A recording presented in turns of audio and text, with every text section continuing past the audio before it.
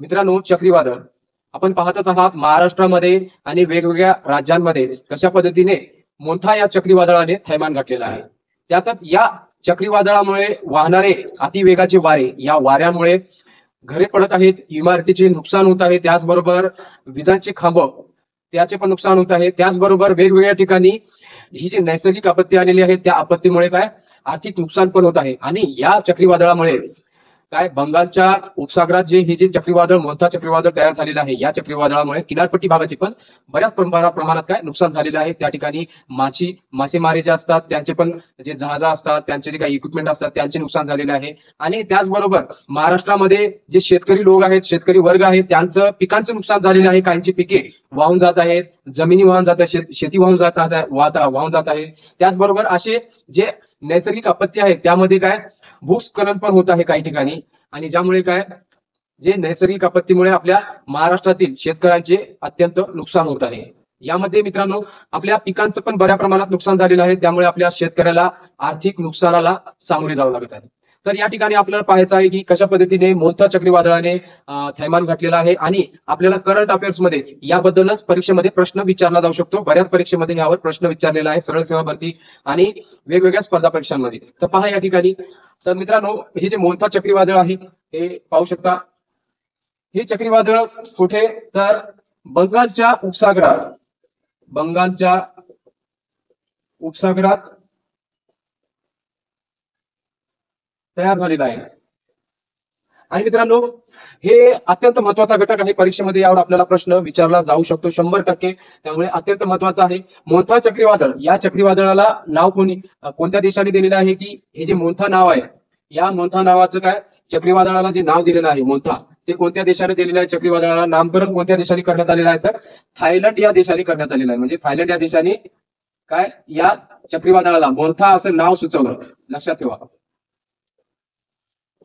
यावर आपल्याला प्रश्न विचारला जाऊ शकतो की मोठा या चक्रीवादळाचे नामकरण कोणत्या देशाने केले? तर थायलंड. लक्षात ठेवा. आणि हे चक्रीवादळ कोणत्या ठिकाणी आलेलं आहे, कोणत्या उपसागरात आलेलं आहे? तर असं विचारलं तर मोठा हे चक्रीवादळ कोणत्या उपसागरात आलेलं आहे? तर बंगालच्या उपसागरामध्ये आलेलं आहे. लक्षात ठेवा. आणि मित्रांनो महत्वाचं म्हणजे या ठिकाणी महत्वाचे जे चक्रीवादळ आहेत आपल्याला परीक्षेमध्ये विचारला जाऊ शकते, यावर सुद्धा प्रश्न. आणि मागील जे चक्रीवादळ आहेत त्यावर सुद्धा आपल्याला एक प्रकाश टाकायचा आणि त्याबद्दल सुद्धा थोडक्यामध्ये माहिती पाहिजे. तर महत्वाचे चक्रीवादळ मागील आणि त्याबरोबर नामकरण करणारे देश आणि हे चक्रीवादळ कोणत्या ठिकाणी आलं होतं ते पहा. तर पहिल्या क्रमांकावर आहे शक्ती. हे चक्रीवादळ कोणत्या ठिकाणी आलं होतं? तर अरबी समुद्रात आलं होतं 2025 मध्ये. आणि याला जे नाव दिलेलं आहे शक्ती चक्रीवादळ म्हणून, ते श्रीलंकेने दिलेलं आहे.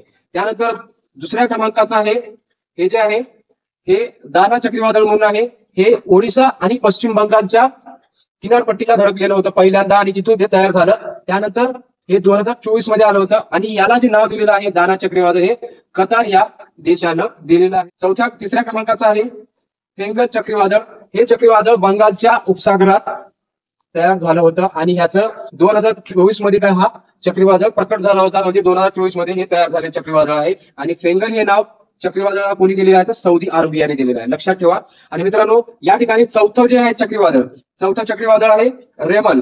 रेमन या चक्रीवादळाला जे रेमन हे नाव दिलेलं आहे ते ओमान या देशाने दिलेलं आहे. आणि हे जे चक्रीवादळ आहे कुठे आलं होतं तर पहा पश्चिम बंगाल आणि बांगलादेशच्या किनारपट्टी भागामध्ये ते धडकलं होतं. आणि पहिल्यांदा हे काय या ठिकाणी धडकल्यानंतर इथून हे तयार झालं. आणि हे 2024 मध्ये तयार झालेलं चक्रीवादळ आहे. त्यानंतर पहा 5व्या क्रमांकाचं आहे हमून हे चक्रीवादळ. ह्याला नाव दिलेलं आहे, याचे नामकरण हमून हे नामकरण कोणी केलेलं आहे? तर इराण या देशाने केलेलं आहे. त्याचबरोबर हे जे चक्रीवादळ आहे हे पश्चिम मध्य बंगालच्या उपसागरात तयार झालेलं होतं 2023 मध्ये. त्यानंतर 6व्या क्रमांकाचं जे चक्रीवादळ आहे मिचॉंग, हे जे तयार झालेलं आहे चक्रीवादळ कोणत्या ठिकाणी? तर बंगालच्या उपसागरात तयार झालेलं आहे 2023 मध्ये. आणि याला मिचॉंग हे नाव कोणी दिलेलं आहे? तर म्यानमार या देशाने दिलेलं आहे. लक्षात ठेवा.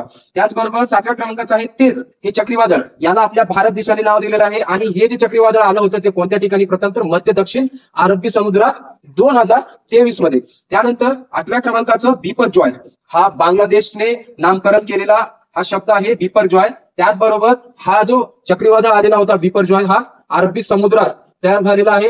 आणि हा काय 2023 मध्ये आलेलं चक्रीवादळ. 9व्या क्रमांकाचं चक्रीवादळ आहे ते आहे असनी. आणि याला जे असनी हे नाव देण्यात आलेलं आहे ते कोणत्या देशाने? तर श्रीलंकाने हे नामकरण करण्यात आलेलं आहे. त्याचबरोबर हे जे चक्रीवादळ आलं होतं ते बंगालच्या उपसागरात आलं होतं 2022 मध्ये. तर मित्रांनो, आपण इथं कॉमन गोष्टी लक्षात ठेवलेल्या आहेत का पहा. या ठिकाणी जे चक्रीवादळ होतात आपल्याकडे तयार होतात ते पहा बंगालच्या उपसागरात. पाहू शकता या ठिकाणी किती ठिकाणी आहे, मॅक्झिमम बंगालच्या उपसागरात, त्यानंतर अरबी समुद्रात असे हे चक्रीवादळ तयार झालेले आहेत. लक्षात ठेवा मित्रांनो, व्हेरी व्हेरी इम्पॉर्टंट आहे परीक्षेला. आता जाता जाता तुम्हाला महत्वाचं टिप्स देतोय की हे जे मोठा चक्रीवादळ आहे हे आपल्याला 100% परीक्षेमध्ये काय विचारलं जाऊ शकतंय. लक्षात ठेवा, 100% परीक्षेमध्ये विचारलं जाऊ शकते. त्यामुळे हा प्रश्न लक्षात ठेवा की मोन्था हे चक्रीवादळ कोणत्या ठिकाणी आलं होतं, बंगालच्या उपसागरात. त्यानंतर मोन्था जे चक्रीवादळ आहे याला जे नामकरण कोणत्या देशाने केलं जातं, थायलंड या देशाने. तर मित्रांनो, अशाच करंट अफेअर्सच्या महत्वपूर्ण अपडेटसाठी, घडामोडीसाठी आपल्या चॅनलला सबस्क्राईब करा. मित्रांना व्हिडिओ शेअर करा, लाईक करा. भेटूयात पुढच्या व्हिडिओमध्ये. जय हिंद, जय महाराष्ट्र.